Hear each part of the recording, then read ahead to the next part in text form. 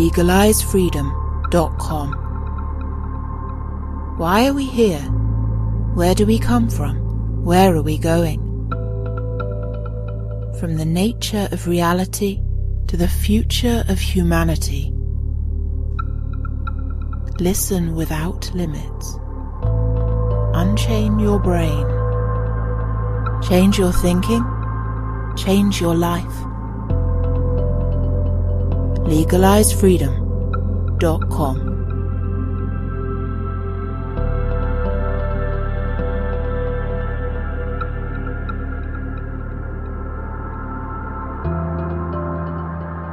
Greetings and welcome once again to legalizefreedom.com. I'm your host Greg Moffat, and my guests today are Danielle Silverman and John Biggerstaff, who join us to discuss Nigel Kerner's book, Grey Aliens and Artificial Intelligence, the battle between natural and synthetic beings for the human soul. Humanity's greatest existential threat is our headlong rush to a techno-utopian future. Already, we increasingly rely on smart devices which are becoming extensions of our bodies. We are at a turning point for our species in which our natural humanity is gradually being converted into an artificial format that will lead us to the loss of our souls. As Nigel Kerner reveals in astonishing detail, the blueprints for this future already exist. Kerner explains how there are civilizations in our universe that have developed advanced technologies to become entirely artificial. The grey alien entities, reported in many abduction accounts, appear to be biomachines, synthetic beings sent out as AI probes to gather information about something they lack, but that humans and other natural beings possess, a soul. Examining scientific, historical, cultural, and religious evidence for grey alien visitations as far back as 40,000 years ago, the author reveals that the greys themselves set us on this path towards artificial intelligence. Kerner shows how our intrinsic nature is no longer entirely human. Our natural consciousness and DNA have been hacked, and an artificial construct has been superimposed at the very foundation of our thinking processes. The author shows how this artificially intelligent future was seeded by the Greys in order to control us and prepare us to fit in with their agenda for humanity. Revealing the secret alien hives on our planet, their connections to governments, and their ultimate endgame to alter our DNA and harvest our souls, Kerner shows how, by developing yourself on a soul level, by recognizing your individual connection to divinity, you can protect your soul field and your consciousness from the Greys' manipulations. Hello and welcome, Danielle and John. Thank you so much for joining us today on legalizefreedom.com. Thanks very much for having us on, Greg. Very happy to be here. Thanks, Greg. It's great to be on the show.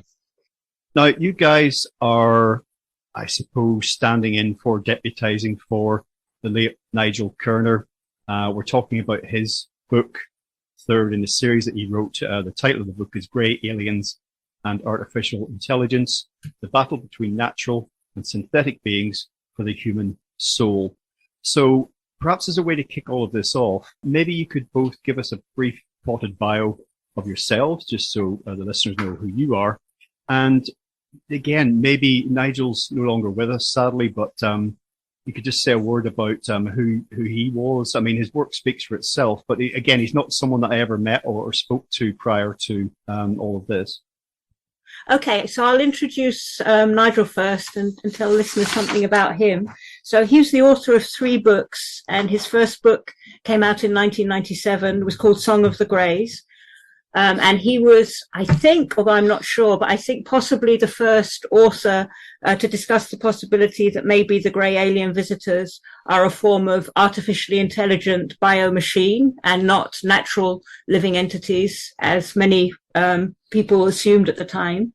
Then he had his second book in 2010, Grey Aliens and the Harvesting of Souls, and his latest book, Grey Aliens and Artificial Intelligence, has just come out at the end of last year. So, Nigel got into the subject in a rather unusual way. So he was kind of science-based mainly. He'd done a medical degree, and he had a very sort of scientific, down-to-earth outlook. And his young son, who at the time was 12 years old, just said to him, "Dad, are UFOs real?" And his first reaction, at least in his head, he didn't say this to his son, was, "No way, this is science fiction nonsense. It's all fictional. it's definitely not real. It's ridiculous, and there are only lunatics out there who believe in this kind of thing. But because he respected his son's intelligence, and his son usually asked him sort of pretty deep questions about stuff, and he didn't like to his whole idea was, with kids, you should never dismiss what they say. Just because they're young, you should take it seriously and give them a sort of a proper response. So he looked into it. And that was the start of a journey which basically lasted 40, 50 years. And in his words, since he's not here to say it, he often used to say that it basically turned his world inside out, back to front, upside down, and led him to question the whole nature of existential reality, not just the UFO phenomenon and the alien phenomenon. Because basically he found that he couldn't explain this phenomenon without also putting it in the context of our wider reality as a human species. So that's Nigel. And he was the most incredible man, the kindest, warmest, most wonderful person I've ever met, physically anyway, but face to face. So anyone who met him would tell you that he just speaking to him, he would light people up. And he would often give people suggestions about their lives, which they would then follow, and their lives would be changed for the better. So he was quite a larger-than-life character. I met Nigel through a mutual friend.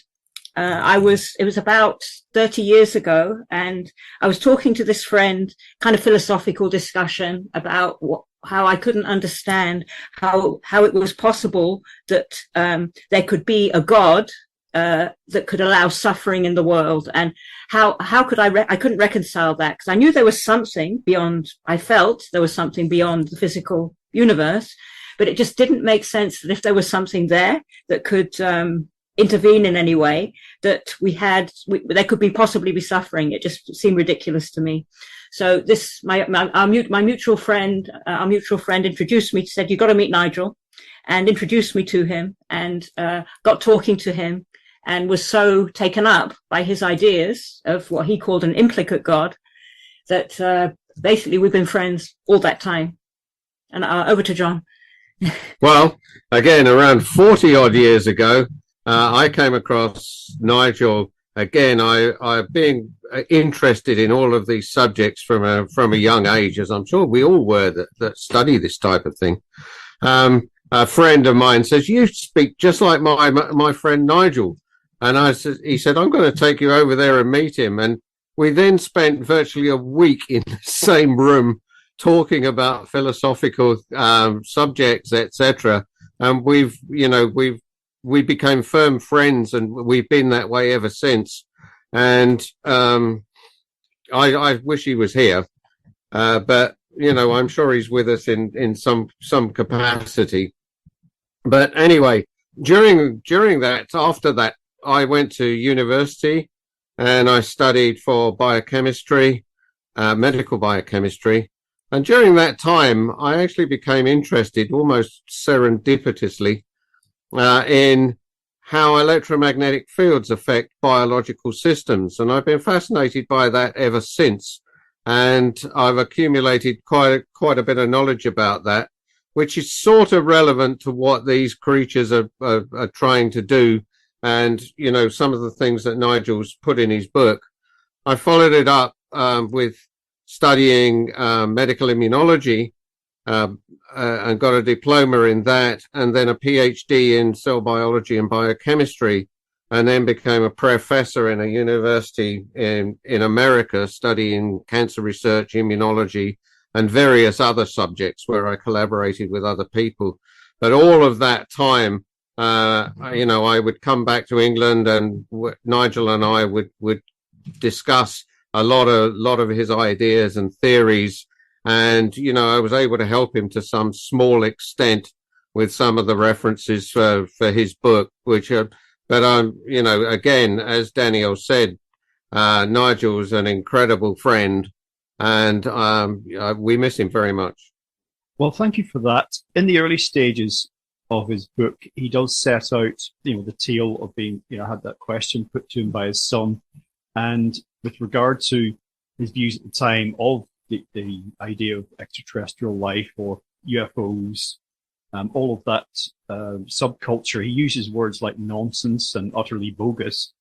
And I think it reflects a dichotomy, I think a false dichotomy about this field. The idea of extraterrestrial life has to manifest in three-dimensional, five-sense reality, you know, that narrow band of reality that we're all sharing at the moment. Otherwise, if it doesn't, it can't be measured and observed or whatever within that, then there's nothing to it. And even today, with all of the ideas coming from science, you know, even just down to the general population from popular science, all of the pop cultural ideas around ideas of life elsewhere in the solar system or the galaxy or the wider universe, people still struggle with the concept of extraterrestrial life being anything other than something that we would recognize in terms of life, you know, something that's some form of biology, and in terms of, you know, alien craft or whatever, so, you know, just tech that we could say, this is exotic, but, you know, this object here is made from metal, and this object is some form of plastic, and this propulsion unit uses some form of fuel. All of that is very much fixed, and much more interesting, fruitful ideas about these entities, whatever they are, being interdimensional, being even psychological events, which they clearly are for some experiencers.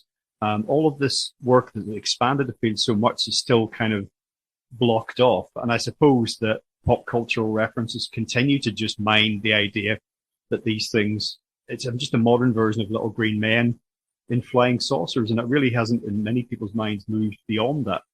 Yes, I think you're so right. And it's quite remarkable. And it kind of blows my mind that could still be something that prevails generally in people's minds. When you have, for example, that revelation when generals got together with a press conference in America in 2010, and they would risk their reputations to say that they had seen craft at their military bases.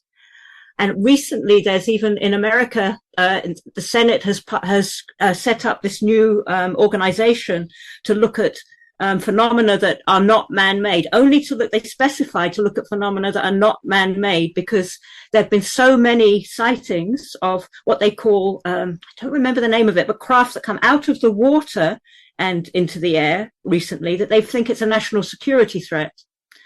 So all of that is there, but somehow it doesn't seem to tap into general consciousness that everybody recognizes as something real and definitely worth paying attention to, not just a science fiction thing that you might see on a movie. Nigel, in his books, did extensive research looking at interviews. He also had contacts in government that actually gave him information, which of course we're not privy to. But his thesis became rather unique in a way, in that, you know, we got the problem. He said, okay, well, living beings like us, how are you going to cross such vast distances between stars? You know, and other people that you've had on, I mean, asked the same question. Because the sort of accelerations you see with these apparent craft that are reported are absolutely vast. And he realized that, of course, you know, a being like us would be squished against the windscreen, if you like, if there were such a thing. And he then surmised that these might be, it was more likely that, very much as we're doing, that planetary systems would make effectively drones. They'd make artificial intelligences given with programs that would go off and explore the universe, as we've done with the Voyagers, etc., in a primitive way. And that these, well, we call them creatures, but they're effectively AI machines.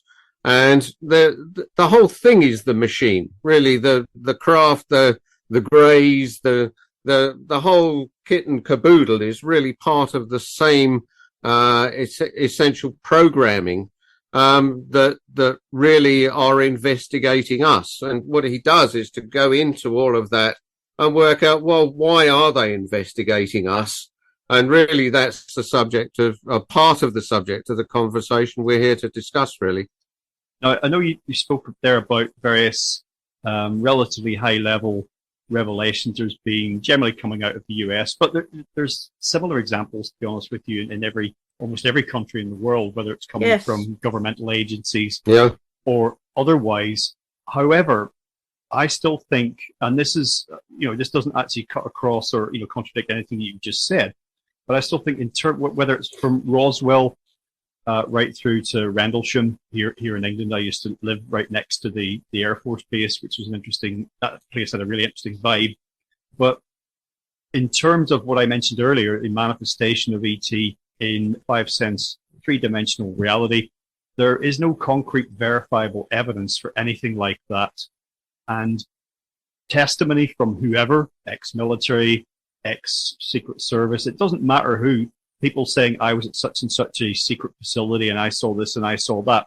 For my money, that doesn't constitute evidence. It wouldn't stand up in court because it's circumstantial or it's hearsay or whatever. So I still think that's quite an important thing to mention, again, because that's another aspect of what I said earlier, about most people's ideas about how these things must be. If there's any reality to it at all, it has to be in a very narrow band, a very narrow spectrum in terms of our senses.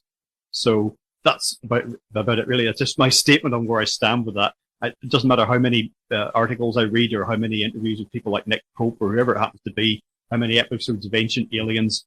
There is no evidence for me that constitutes evidence for any actual physicality, because there isn't anything available for you and I to go and see.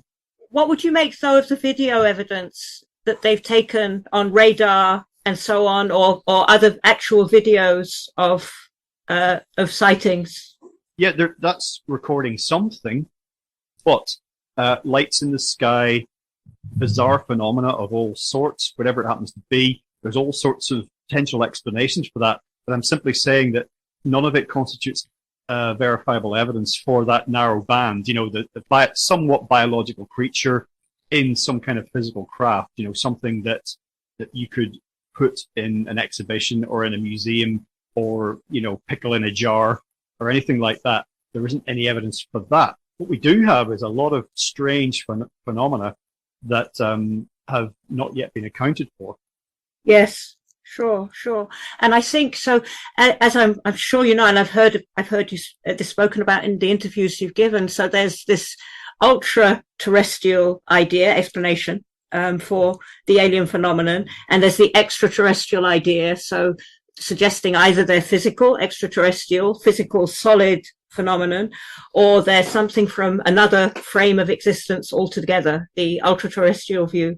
And as we can go on to perhaps talk about, Nigel's idea was it's both, that they are they are both physically manifestable and recognizable and have a physical effect on our perception, and they are also from another dimension altogether, another frame of tension, he would call it, and both of those models operate together. Yes. Now, well, one of the ideas that Nigel explores, which I've also looked at from many different angles and many different interviews, is the idea of what the ground of reality might be. The idea that physicality, as we understand it, isn't the basic level of reality, that mind or consciousness is somehow fundamental. Yeah, the reality that we experience is kind of within that, a very narrow band within that.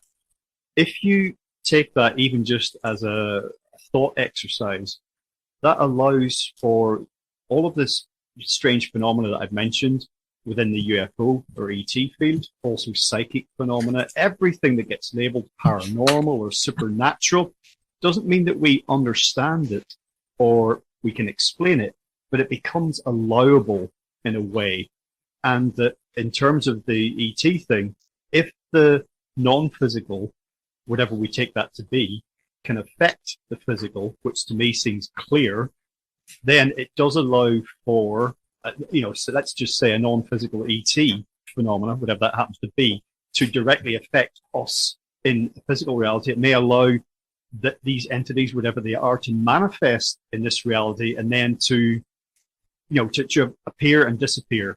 And this is what you see often in reports of UFO and ET encounters, is that they're here, they're not here. They seem to occupy, they come into this reality and they exit it. That they obey different laws than are, wider, more flexible laws. Of physics, as we would call it, that we're subject to. And I think if you take a much more pliable vision of reality in terms of that non-physical through to physical as a continuum rather than some kind of hard barrier, or in fact that physical reality is all there is, in all of this it opens up, as I say, not necessarily simple explanations, but at least it becomes possible. It allows us to step back, see a much wider vision and say, okay, let's consider what we have observed, what we know, what we think we know, what we don't know within this much wider framework. Absolutely. And I think that's a very sensible way to look at it, because as far as quantum physics is concerned, what appears to be physical, the atom, and what appears to be solid is actually only a field of tension, and a field of tension that's only really seems to exist when there's an observer to say it exists or to observe it. So the whole definition of what is physical and what is real is very much up for grabs anyway. At least that's what I feel, and that's what Nigel felt. And it seems to be the consensus of quantum physics as well.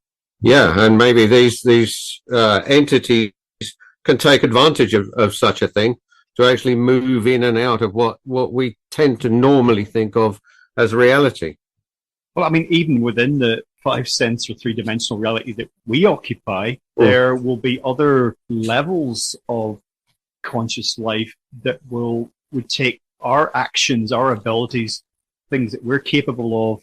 They will be beyond their comprehension to the extent that they can comprehend anything.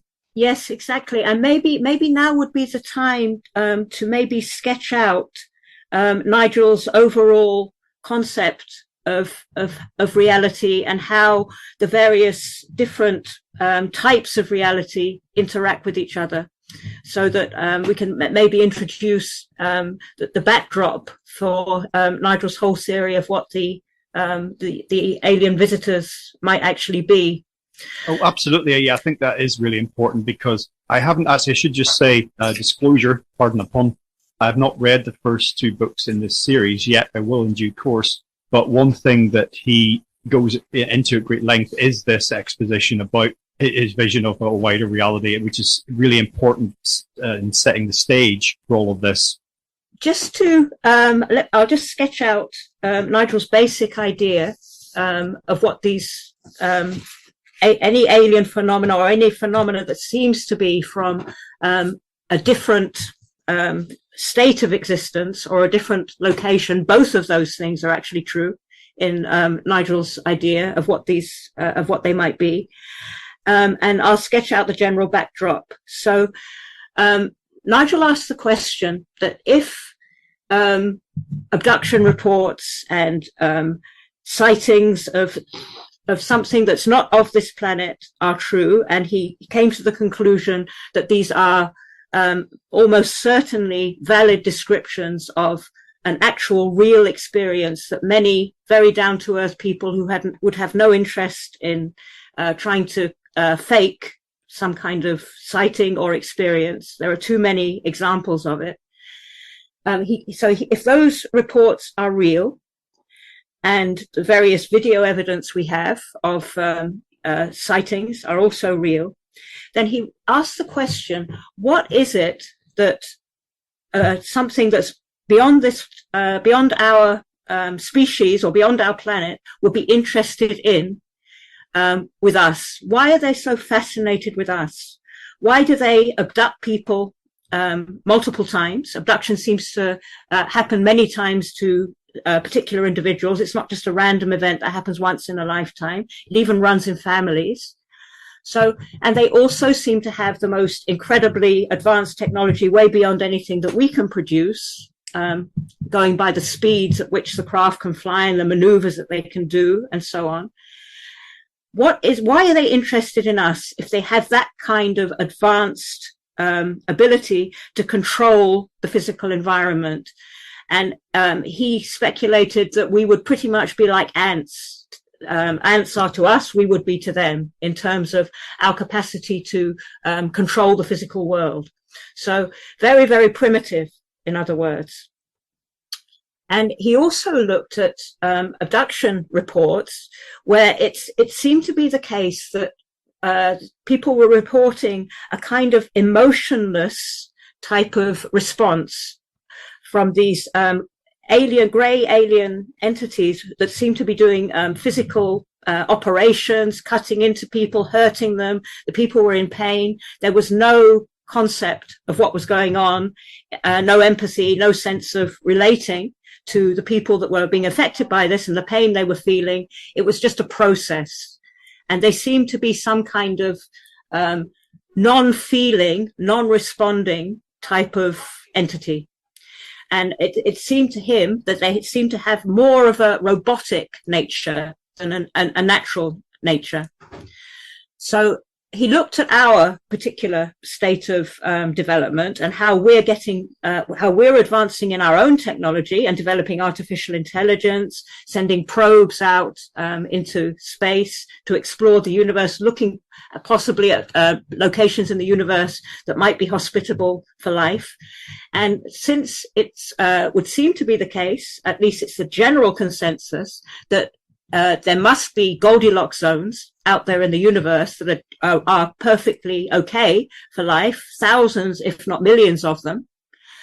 There must be, he